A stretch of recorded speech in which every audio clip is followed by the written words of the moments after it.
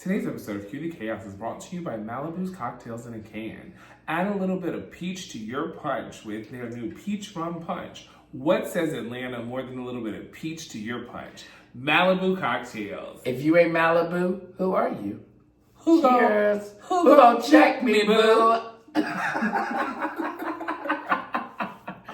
Did the Zell clear for this? The Zell did not clear for that, so we'll take all that out. We'll edit that out. Sorry, guys. But happy Cue the Chaos Day. I think every day we film the podcast is happy Cue the Chaos Day.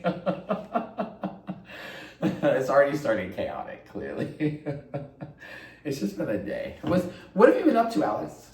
Happy Memorial Day weekend-ish. Thank God I happened to be sitting on a towel. You guys can't see my lower half, but I just happened to be sitting on a towel because I'm a child and I make a mess with everything that I do. My poor wife has 3 kids. Oh. What have I been up to? Just work. Call me Rihanna. Work. Nothing exciting for me to announce right now. Yeah. Of course, there's some things that'll be, I have nothing. Honestly, it's been work. Actually, Carolina and the kids were in a car accident. Everybody is okay. We haven't talked about that. But so glad everybody's okay. That was really scary. Okay. We are doing fine. And we are just really, just living life right now. Coasting, living, thinking about moving again. But nothing exciting over here. But no, you tell me about you. How was Chicago? How was, oh my God, yes. So I went to a conference for work for Chicago for the National Restaurant Association. I was sponsored to go by Toast POS. So I was kind of like a brand ambassador for them for the weekend, talking about my experience working with Toast as a Toast customer and my kind of background with their beta sales that they've been doing. So that was really awesome, actually. It was a lot of fun. I met a lot of people. Oh, we had a moment just now. Sorry, y'all. And it was fun, though. It was a lot. It was really exciting. Just real quick, guys, it's storming. So it's the lights flickering and everything. Yes. It's storming outside. It's storming. So. Y'all are getting all the behind the scenes in real life. It's raining bullshit. But no, I would say the most frustrating part of the weekend was Beyonce was in town. So to go anywhere, Uber anywhere was like $40, like no matter how far it was. So that was annoying. But I guess all the girlies said they had fun at Beyonce. Okay. And I went on a date. While you was at the No, event? not in Chicago. Before I went to Chicago. Oh, okay. Yes. Did you? I did. Who'd you want to date with? It wasn't good, so see, that was the lies telling us. You know what? I am enjoying my time with me and my dogs. So who'd you go on a date with? A gentleman. Does he need a name? You were just like, oh my God, I went on a date. So Well, I was trying to say I went on a date. Because I think the last time we all talked, I told you I was going through my divorce and I was single and I was in my Angela Oakley era, trying to rebuild my life and I thought you meant left the man. I thought you meant you left your man who was cheating on you. No, not that. I'm manifesting for what's gonna be her next season. So, but so I'm just. That Malibu cocktail is disgusting. It's a large cocktail and it's disgusting. Oh, let's trade. You try mine, I'm gonna try yours. You can have that. Let's see. That shit tastes. You try mine. That tastes like some gas station bullshit. This is not giving. Mine's way better. I know. You can have them both. Damn, not both. Oh, damn. Oh. I don't have to wake up early tomorrow, so thank God. But anyway, let's just dive right into what we all came here for, which is RHOA. The last time we talked on the mic, we talked about episode 9 and 10. So now we're on 11 and 12. And The first thing that I really feel like we just need to get into is like a temperature check. Like, Okay. where are we feeling about the season thus far? What do you think? Where are you feeling? Who is your favorite? Who are you not sure about? Who would you think is not returning next season based on what we've seen? And who do you think is a shoe-in to be like a fan favorite following up soon? Who's my favorite this season? Back in, we were talking about the favorites of this season of RHOA, and Alex was going to give us his opinion. So, Alex. I feel like, I'm sorry, the camera's just a little off balance. Is it off? Okay. It is. Yeah, fix it. So hard. Fix it for us. There we go. Is that better? I feel like now All right, I'll we're restart. like centered. All I right. feel like we just need to start from the top. Oh my god, all the way at the beginning again? No. Oh my god.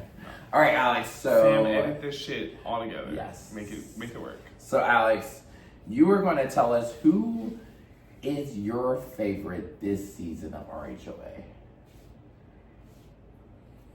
So far. So far, my favorite person for the season would probably have to go to... Probably Kelly. Oh, okay. My favorite's probably gonna go to Kelly. I feel like I'm getting enough of everything that I want to know in this moment about Kelly. Yeah. I think at this point the flop of the season for me would be Brit. I Yeah. think Brit was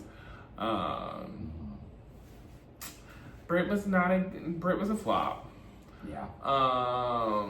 And yeah, that's pretty much, yeah. So yeah, I feel like as it stands, I would like to see pretty much everybody come back, probably except for Brit.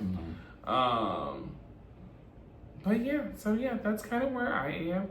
Overall, these last couple of episodes, not gonna lie, they've kind of been boring. Driving. Kind of just kind of coasting through. There's not been a lot there that I want to see. I don't feel like any of it's really been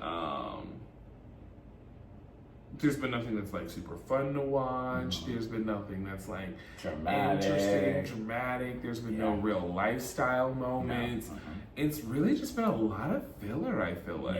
Yeah. I feel do you think that's a big reason why they brought Phaedra back to the show? Absolutely.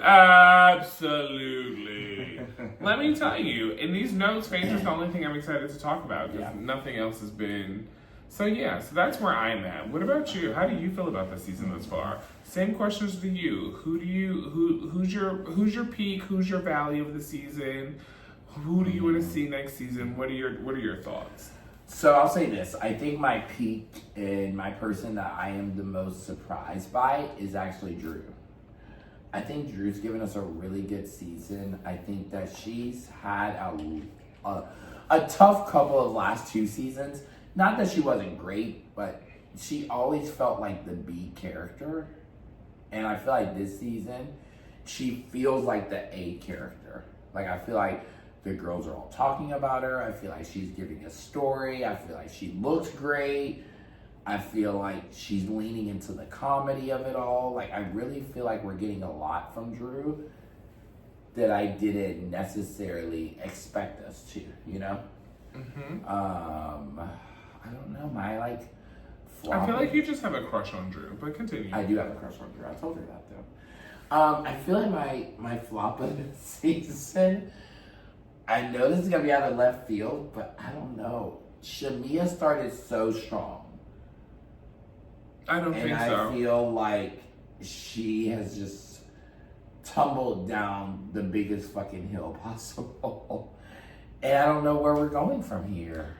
I mean, I just think, in all honesty, I think that Shamea didn't even start off that strong. I think Shamea just had lifestyle, and we were all interested in lifestyle. Of course, yeah. And 2 episodes past lifestyle, we were all just over it. It was still giving friend of. Honestly, I feel like we have a cast of friend ofs. The only people that I feel like exude star quality is Angela, Porsha, and Kelly. And Kelly. And Drew. I do think Drew has quality. Drew feels like a friend of. What? Cynthia is a friend of. Who's that other hoe on the show? Brit is a friend of. I'm missing somebody. Shamea is a friend of. Am I still forgetting somebody? No, that's it. Is it? Okay. I mean, it's just... Yeah. It sucks. So, it's almost like watching Roni, the new Roni. oh my God, the new Roni. It's a struggle. It's been a struggle. So I'm glad Phaedra's back. But before we get to Phaedra, we had episode 11. Before we get to Phaedra, in episode 11, we want to pick up with the Shamea and Porsha sit down. Oh. I think there's a lot to unpack here because Yeah. for a friendship of 30 years, we watched a lot happen in 30 minutes. Mm-hmm. So diving right on in, I feel like it was interesting to see Shamea go so hard about their friendship on camera. I don't know. I think, okay, so there was a lot of things that was weird to me. The fact that as long as we've known the Porsha-Shamea dynamic, that we didn't know Miss Diane felt this way about Shamea until now is really interesting to me. The fact that Miss Diane says messy things about Shamea and Porsha carries them back to Shamea was interesting to me. Mm-hmm. So I think that really goes back, Alex. Let's go back. Before we get to Porsha and Shamea sitting down, we have Shamea and Cynthia sitting down. True. And Shamea is telling Cynthia that some of their issues she feels like come because Miss Diane and Shamea's mom had a falling out. What do we think that was about? So word on the curb is that it was about a daycare business. Oh. That both of the ladies owned daycares back in the day, and that around 9/11, I guess a lot of people started taking their kids out of daycares, and Miss Diane had a failing location that was going into foreclosure, and Mama Morton went in and bought it up and turned it into one of her locations. Is what word on the curb is. Shit. I don't know Damn. how true all of that is. There is a lot of tea being spilled But right that is now. what my sources have said is the tea is about. The girls fell out about the baby kids. Damn. It was about the bank. Diane felt like you could have, we were friends and you could have instead helped me, loaned me the money or done something. Yeah. Instead, you knew that it was failing and you went and came in and scooped it up. Scooped it up. Of course, yeah. It's like your friend got evicted and you was like, child, let me go get this TV that they about to put out. No, yeah. I don't like that feeling. So, I mean, I don't know. I don't like that. I feel like get your money, sis.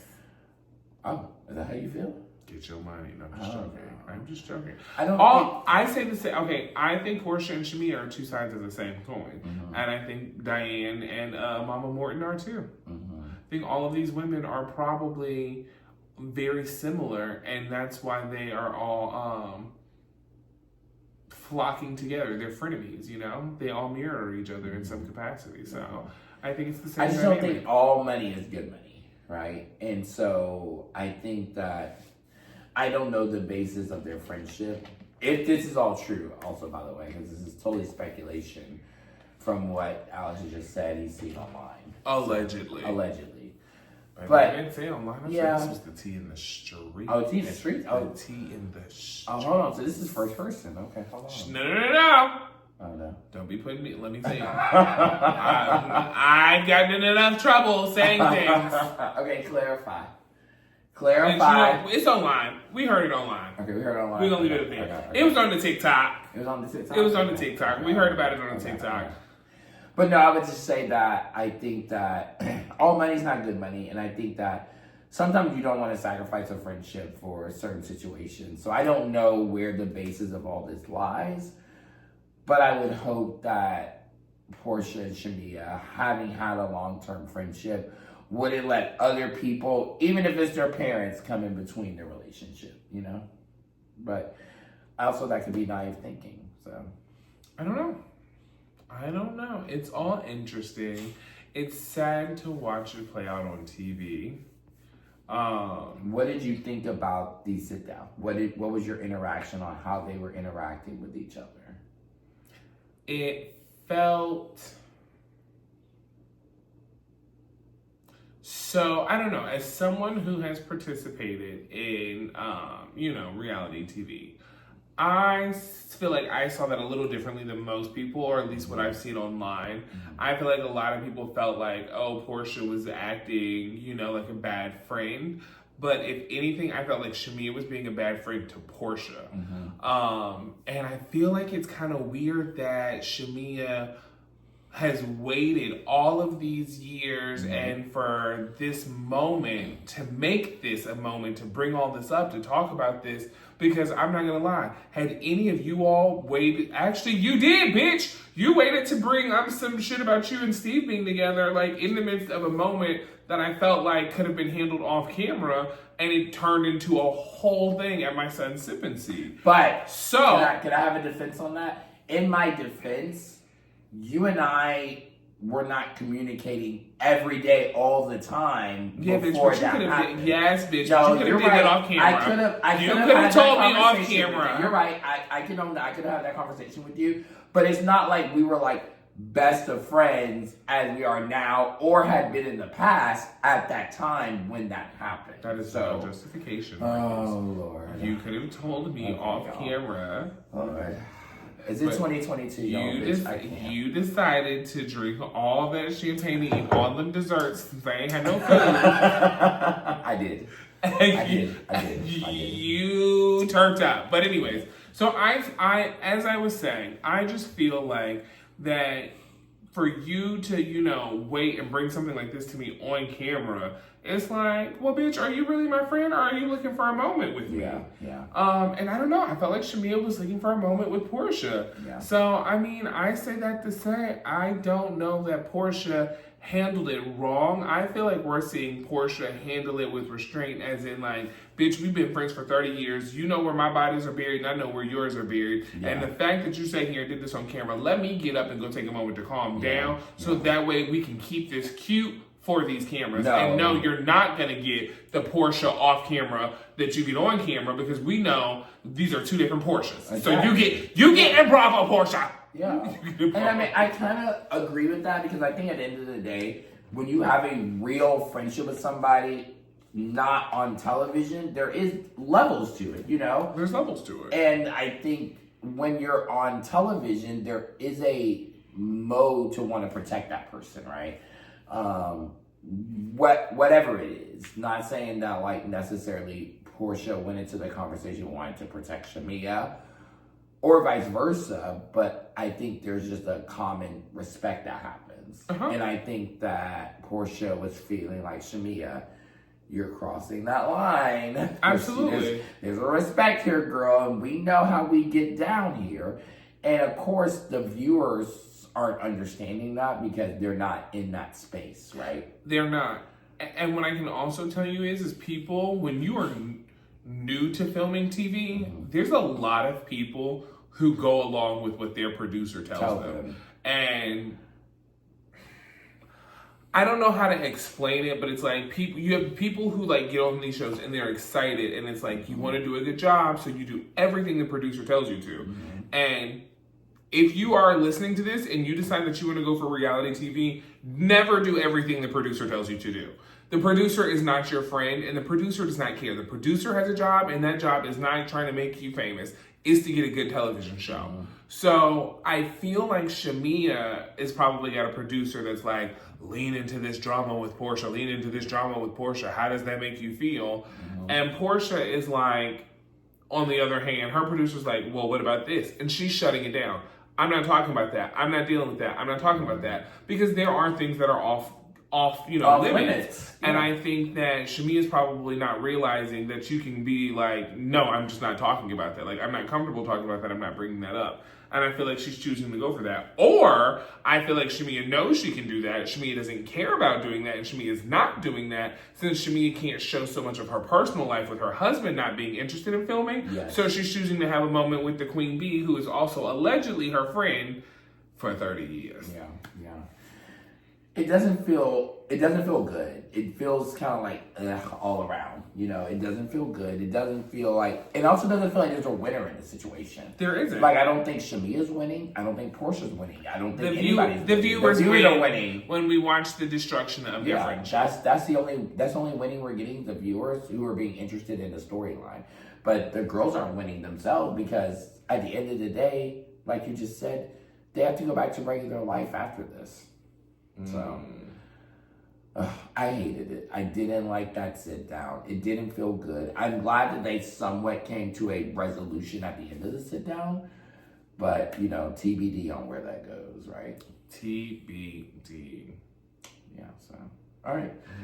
What else happened? Episode 11. Also, this week in episode 11, we got to see Angela sit down with her mom. Yes. That was a really cute, touching scene. It was sad to hear that her mom passed away during the break of when filming ended to when this aired. So I know. That's always so sad to me when a person never gets to see themselves. Their television debut. Yeah. May she rest in peace. I know. Angela, thank you for sharing your mom with us on camera. She seems like an amazing person. She seems like she would have been, honestly, she seems like she would have been like the next Bravo mom. Bravo mom. Like, she was just so funny. She had so much personality. Personality. She reminded me, I can see where you get your personality from, which is always so interesting to see where people get their like kind of background from. And I just hope that, you know, maybe in her final moments, whenever that happened, she had some kind of resolution with Charles, you know? Yeah, for Angela's sake. For Angela's sake, yeah, for sure. So, R.I.P. I still don't like you, bitch. Oh my God, you were not supposed to follow up that moment with that. We were just supposed to have a silent moment and then say on to the next subject. But then I wouldn't be authentically me. Oh. So on to the next subject. Look, until I sit down and we have resolution, I'm not faking anything with nobody. No. I am so sorry about everything that happened with your mother, and I meant everything I just said. She does seem like an amazing person. She did. But bitch, we still got beef. Yeah, I mean, we still don't like Angela. You're right. And I mean, and it goes even deeper now than it did during the season because of things that have happened. There's so much that has happened. There's so much that has happened post-season that we haven't even talked about yet. No, we don't fuck with you, Angela. Like, you a low-down, dirty bitch. And you really ain't about the truth in your life. So, but we gonna move past that. Let's not call her all that, because the last thing we need is another cease and desist. Okay, let me add this word in. Allegedly. There you go, my God. bitch. Are we going to just change the name of our podcast to Allegedly? Oh my God, we really should. Just because everything's alleged. Allegedly Atlanta. Allegedly Atlanta. But no, so what was the kind of like last moment in episode 11? So we had... Well, I mean, also, I do want to bring up something about this because I feel like viewers think that Angela is just being so transparent. And I feel the same way about Kelly. I'm going to say this too. I feel like both of y'all feel like, oh my God, everybody's like, both of them are so transparent. But I feel like they're both doing a really good job at painting a narrative in their own favor by leaving out crucial elements to their life stories. Well, I mean, let's be honest, Alex. Let's just be 100% honest here. We are on season 16 of the Real Housewives of Atlanta. So every woman that comes on this show thus far has seen 15 seasons before of what this show entails, correct? Not only just this show, but the 8 or 9 other iterations of this show in other cities. So they aren't, you know, astute to know what it takes to be on the Real Housewives of Atlanta or on a Real Housewives platform. So they know there's like 3, you know, crucial elements to being a good housewife, which is the comedy, which is the shade, and which is the openness, right? So they are leaning into the 3 things they know they have to do. I feel like the openness is not genuine. No, of course, because but I'm something saying that, yes, about that housing situation with her mother just doesn't make sense. It's like, so you bought them a house, but now they're moving out because they don't want to be a financial burden. Yeah. So what are you doing with the house? Why is that house not just being flipped? Why did you go buy a bunch more houses to flip? Why didn't they buy one of those houses, like Charles said? I mean, I don't know, just something about all of it just doesn't sound right, and it sounds like we're getting just half of a story. So I'd really be interested to know more. Because of knowing, like, I see the story, like the half of the story you guys are being painted as far as Angela and Charles's marriage because of what I do know. So it's like, I just don't believe, I don't know, I'm finding it hard to believe more and more that she says because of the things that I do know. So I don't know, I just don't feel like, I don't know, something about that housing situation, mark my words, I feel like that this is not going to be the last we've heard about Angela in that house for some reason. I don't know, but that's how I feel. Okay. Miss Cleo has spoken. Honey. You know me. Well, her sister decided to talk. Oh. The one who they haven't even said her name. We've not said her name. Not seen They bleeped her name out. Her name out. When she talked, you know what? Why we just had the same idea. This is why we can't. This is why we're evil together, y'all. They gonna hate us, baby. We gonna be the bop 'em up twins when we come on that scene. Bop them bitches up. We just gonna be beating them up left and right. Let's work on that. They are not gonna be ready. We gonna work on that. Tell us on Twitter. We have to tell us on Twitter. Okay. Yeah. Okay. We're gonna tell us. We're gonna work on that. Yeah, we're gonna get us on Twitter on that. Good. So I mean, after that, we can just. I mean, and then I do have down here Drew ... Oh, so yeah, for Drew in episode 11, and Ralph. So now episode 12. He had. Oh my God! You know what? Let me just make this point real quick. I don't know all the drama with Drew Sidora LLC and Drew Sidora Inc. and Drew Sidora Forever Ltd. We don't know all the different incorporations you got, girl. What I only hope, Drew, is that you're able to keep the ones that you started. And if, you know, your husband did help you in some point in any of these businesses, I do feel like there is some entitlement owed because, you know, Ralph was your storyline for the last, I mean, he's still your storyline. So for the last 4 seasons, girl. So he's definitely owed a little coin. So that's just my opinion. Did you have an opinion on this? Yeah, no, I don't. I have no opinion. I think Drew is boring. You're a lie. Oh, he's lying, y'all. He's just saying that. I just want you to know, I knew Drew was going to make, first of all, I had all the utmost faith in Drew from day one. I knew Drew was going to be here. I knew Drew was going to be a long-standing housewife. Mm-hmm. But right now, Drew is boring. Drew has the potential to give us more. Right now, Drew is boring. There's more that's going to come, but right now, Drew is boring. Okay. Right now, Drew is boring. TBD on Drew, but Drew, I'm interested. Drew is very much so giving me Erica Jane in the sense that, like, she came in, she's interesting, she's flying just like right on the radar. Not like on the, like, not, she's like right beneath the radar. Mm-hmm. Like, we see her, but we ain't paying her no attention. Mm-hmm. And I feel like she's gonna give us the same, like, wild scandal like Erica Jane. Like, some shit's gonna pop off and we're all gonna be like, Trisadora! Is this why she doesn't want the divorce record seal? Maybe.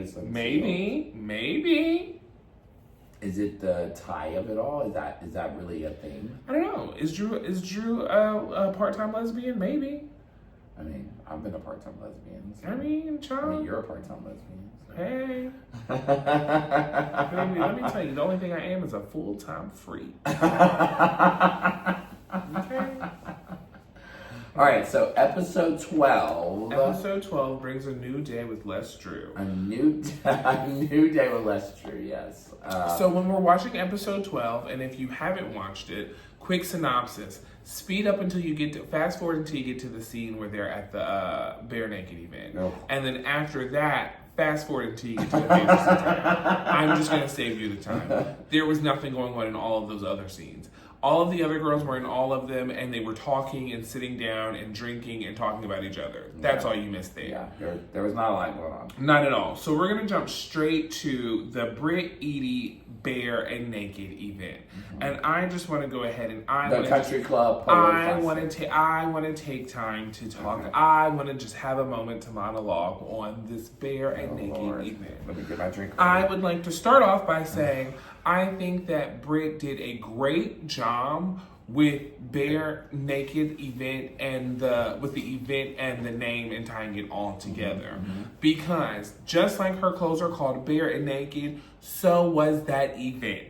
It was bare and it was naked. Cause bitch, there were no decorations, there was no food, there was no people, there was no event.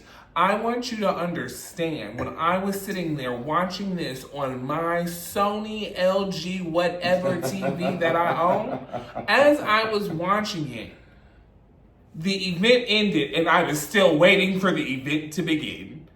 I literally looked at Marcus and said, was that the event? He did. I was so confused. He did. Because I didn't see an event happen at any point in time. Like, where was the event at? Who was at the event? Because I didn't watch the event happen. Did they edit the event out? Because there was no event there. So, Brit. What do you feel like they could have done differently? Everything. No, but like, let's just take 3 things. No, honestly, Alex, because... Canceled the event. Hold on, stop. Had the event. It's so shady. No, I'm serious. This is a first-time housewife. And honestly, if we actually think about it, y'all, like, really, let's think about it. Kelly has had like 3 events already. And they've all been successful. And we've attended a Kelly event and it was successful. It's successful. And so Brit hasn't had any events. This is her first one. So what is it she could learn for future events coming in? Brit, get you a staff. Because let me tell you what I can tell you. When we went to Cooking with Kelly, Kelly's staff, i.e. Lamont,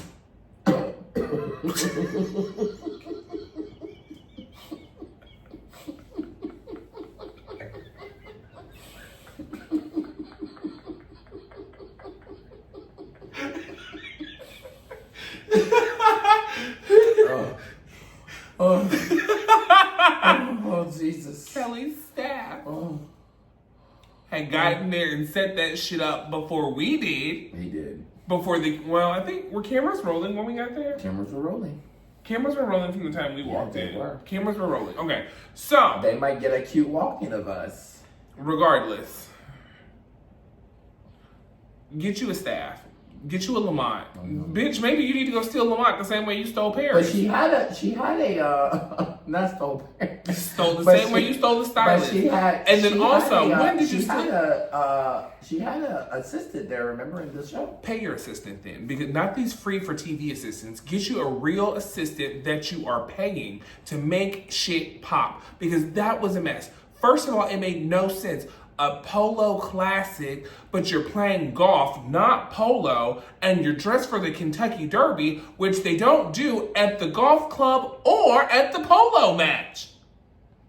And then it's for shapewear. Yeah. And then I didn't even see the shapewear anywhere. It was in the box. And then it was an ugly brown box that you got from the UPS store. That was a UPS for $11.87. $11.89. Like, bitch, what were you doing? Yeah. What were you doing? What was that? I didn't see a label. Let me tell you, Brit. Let me tell you. She didn't have a label on the box. You didn't even go to Canva and make a label. Yeah, it was bad. Brit, let me tell you, Angela throws a $5,005 season finale, and you threw a $505 soft launch for your event. Baby, if you're doing a soft launch, don't invite 100 people to not eat. No. Because it would have been so small. It would have been like 20 people max. And then you should have had all of your staff Models. and people walking around in bare naked. Or at least t-shirts that said bare naked. Girl. Yeah. Let me tell you, Brit. Yeah. The only thing you've managed to do all season is piss me the fuck off.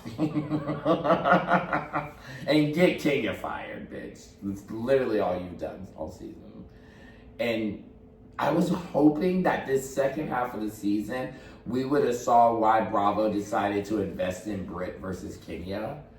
And the only reason I can see why they invested in Brit is because Brit is cheaper to pay than Kenya is, honestly.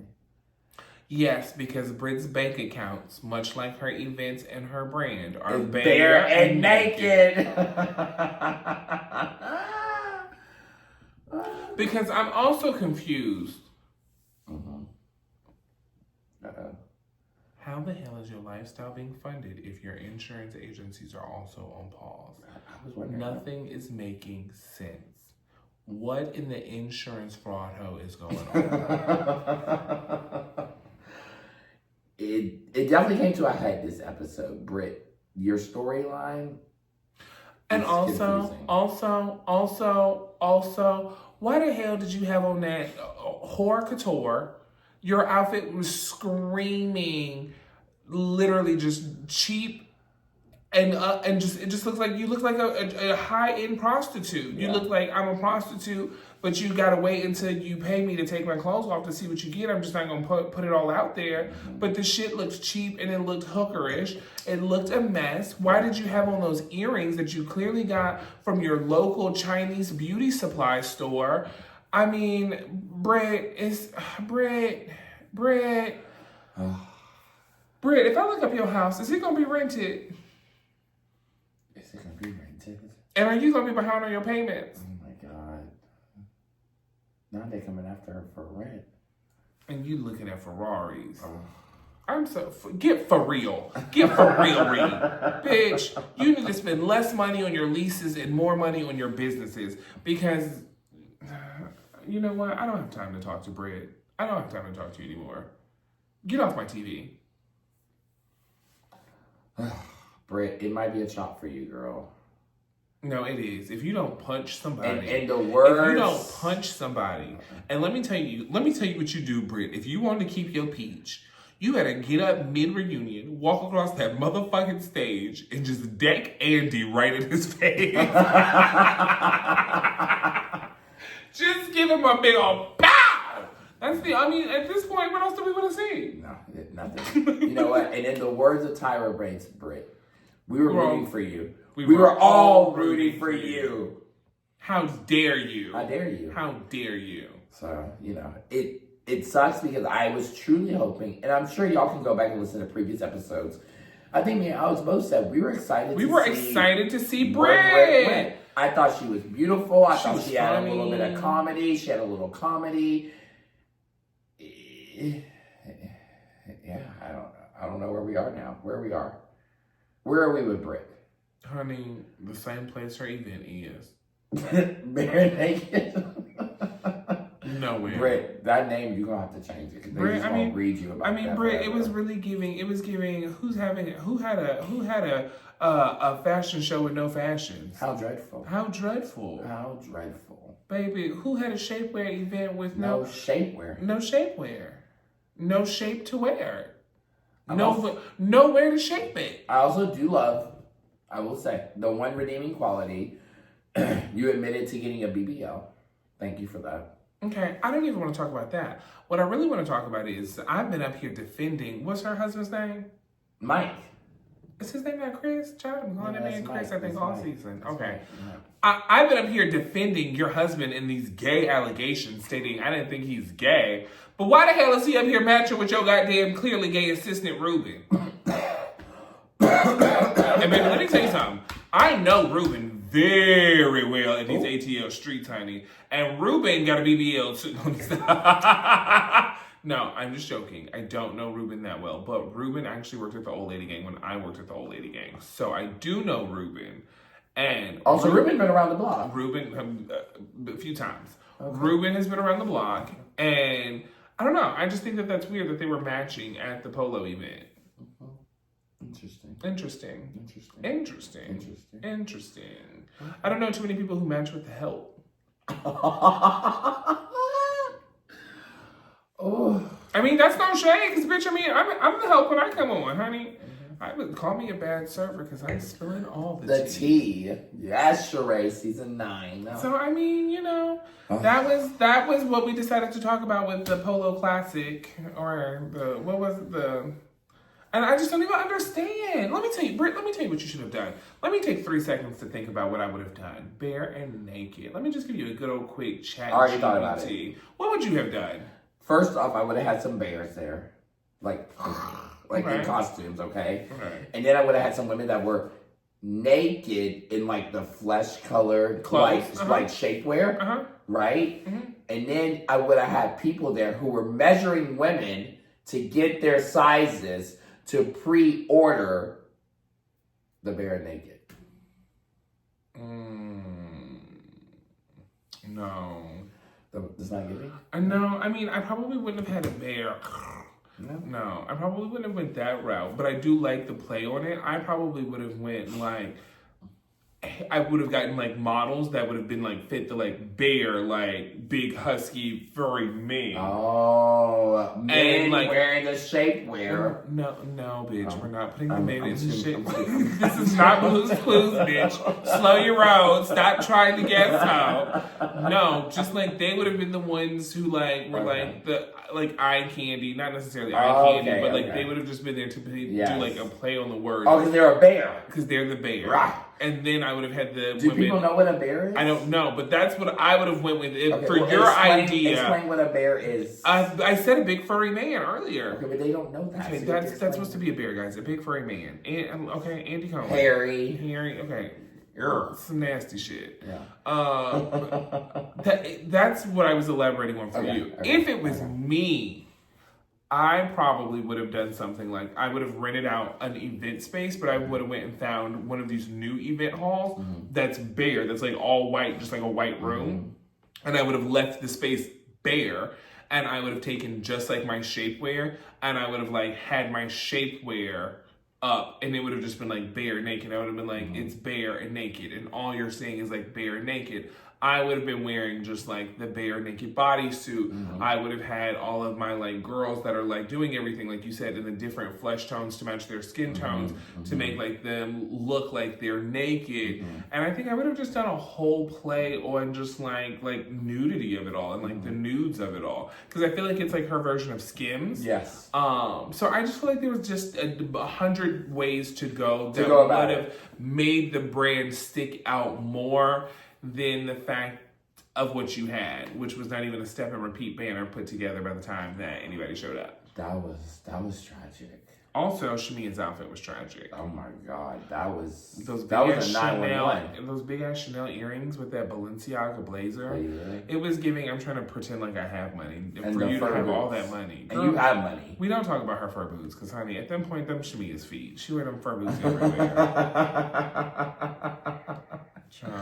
Okay, and then I guess really the only interesting point of the episode. Well, before we get to that, I want to pop in back to Angela and Charles and their rental homes, because we do see that again in episode 12. And we hear her talk about the fact that she's $2 million in debt. Now, all of that has nothing to do with anything.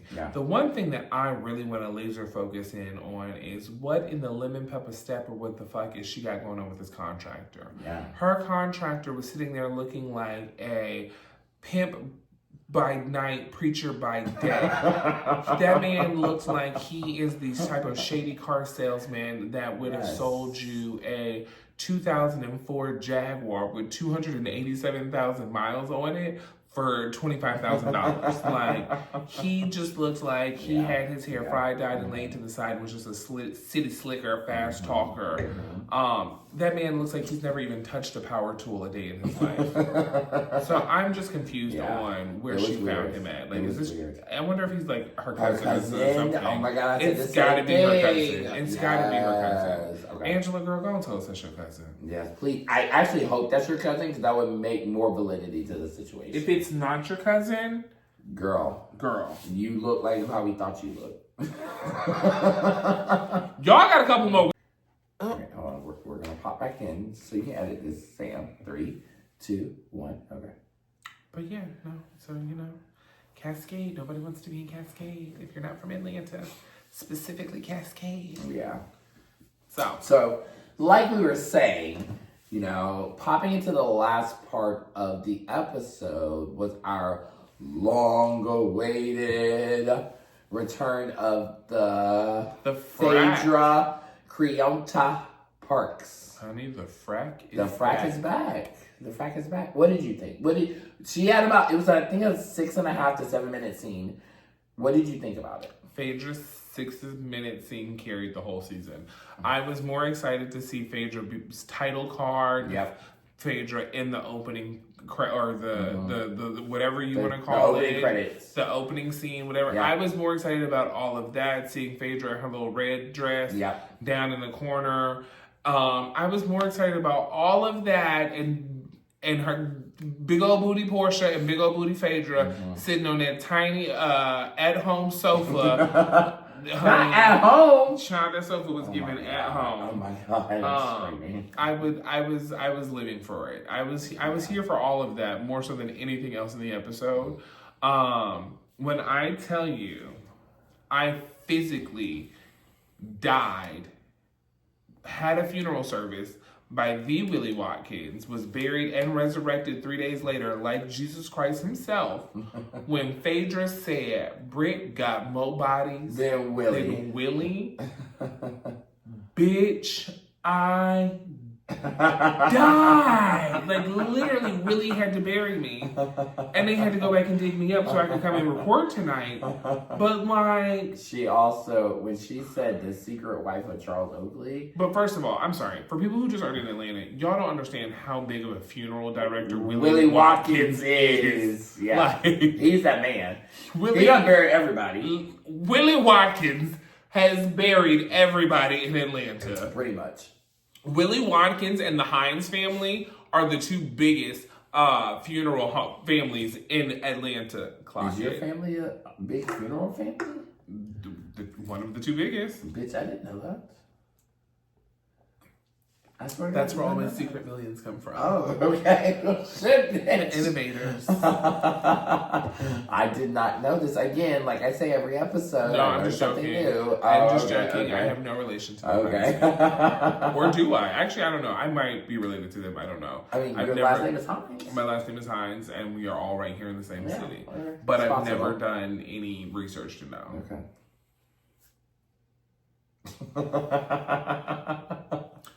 But no, what did you? So this Phaedra scene, this comeback, I think that the reads were A1. The reads were the best read we've had all season. All season. They were the best read we've had all season. I know that people are gonna come in and be like, "No, Angela had amazing reads. You had miles on your mouth and whatever." No, Angela's definitely been fun. Angela definitely had some reads, and she definitely was funny. But Phaedra just knows what to say to get you fucking laughing. And let me tell you, she read them right. She read them right. So I think we're super excited. I am now. Just for the I was already excited, but I'm super excited now. And I hope that everybody else is excited. Because I think that you and I have both said filming with Phaedra and seeing her in her element and seeing all that. Phaedra is still Phaedra, y'all. She is still Phaedra that you love from season 3 to 9. Like, that has not gone away. Just because we haven't seen her on the TV in this forum doesn't mean anything. And I also think the Married to Medicine forum is totally different. So I think we're really going to see Phaedra back to form. I know. I'm so excited. I'm excited. So it was fun watching her and Porsha catch up. Yeah. But yeah, it's going to be interesting to see how she navigates these last 6 episodes. Yeah. So all I can say is that means we're about 2 weeks away from. I was gonna ask Alex, what do you think? When are we gonna pop on the scene, bitch? We are about 2 weeks away, approximately, from making our Real Housewives of Atlanta debut. Our debut. A debut. Oh my god, are you nervous? We're gonna come shake shit up at the end. How are you feeling? I feel like there's a lot of unfinished business. Yes. And I think that it's all to be continued. Yeah. No, there's definitely unfinished business between all of the ladies and us. Well, not all the ladies. Let me take it back. Some of the ladies and us. I'm nervous because I think that, if I'm being super transparent, that Angela has obviously been a person that a lot of people have gravitated towards this season. And I think that if we've not made it clear, I definitely have a disagreement of sorts with Angela this season. And I want people just to take what I say and really just follow the journey of it. And that's it. That's all I'm going to say. And then at the end of that, you can form your own opinion. But... And I've been very black and white from the beginning. I had no problems with Angela, ever. I literally had no problems with you. I didn't come in with any problems with you. I didn't even say your husband was cheating on you. However, I didn't have a problem with you until you called my marriage fake and me a faggot. And then at that point, now, bitch, I don't like you. We ain't friends. So let's just keep it cute. Did she say that? Bitch, you were there! I know, but did we tell people that she said that? Yes, that's out there. I don't know. I don't give a fuck. Let me tell you something Let me tell you right now. Okay. Oh Lord. I got him started, y'all. I'm sorry. I am always going to, and you know what? I think that Angela and I owe each other a sit down. Yeah. And I'm gonna leave it at that. I'm gonna not go so hard because me and her. You and her got a completely different situation. Totally different. But me and Angela need to have a sit down because we can go back to the same little raggedy coffee shop and give me a good 10 minutes and we can be done with this because there's not a whole lot. No. I can understand that like you don't want to meet. You'd come in meeting me guarded because of the way everything played out. And because of you. And I'm your friend. Because of you, Marcus. I own that. Because of the way Marcus handled everything. I own that. I can understand. But I feel like in meeting, when I met Angela. You're your own person. I am. I'm my own person. And I said to you, I'm not here to say anything. I'm just trying to tell you the optics of the situation. And I also feel like, here's a real tea. Spoiler alert. Edit this, mark this moment. I tried to give you the heads up of what was going on when I found out. So before I knew I was going to end up on camera, on the show, and anything happening, when I called Wayne, because I didn't know Angela from Adam, honey, but I knew Charles.